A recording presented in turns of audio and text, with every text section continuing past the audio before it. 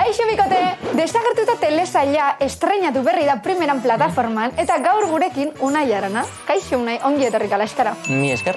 Desagertutan gazte bat desagertu egiten da eta poliziak ikerketa bat irekitzen du, ezta? Hori da. Vale, orduan galdera askori erantzun beharko diezu, ez? Bai, hain noski. Kalaskan prestatu egingo zaitugu. Ezertarako?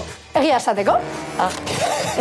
Desagertuta egon arren, zuek bizkor aurkitu zenuten maitasuna. Nolakoa izan zen zuen lehen musua. Bale, izan zen kafe bat geunden hartzen. Euriari zuen, aterpe batean geunden. Hori da. Eta gauza bateko estera eramaten du. Bueno, ez da orain arte.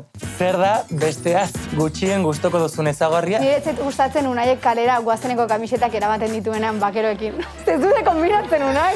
Nik ez daukat. Orduan jan barko dugu, Unai. Zer da, zer da? Osoa, azuk ere jan behar duzu? Solidarizatzen ari naiz maintia. Naia, desagertuta telesaileko norekin izango zenuke zita erromantiko bat, eta Unai irabazi arteko norekin. Nekukeko nuke Ainhoa Larrarekin edo Jon Lukasekin. Jon Lukas. Bani Angelarekin edo Robirarekin ere ingo nuke lako zita bat. Ole. Naia, desagertutakeko bigarren demoraldian egoteko eskaini ezkero, irabazi arte utziko zenuke... Jan egingo du. Dana. Jan, eh? Bai. Jan! Ez duen jan behar? Bai. Ez duen jan behar.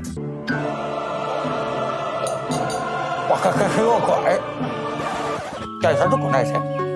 Ezago txarra, eh?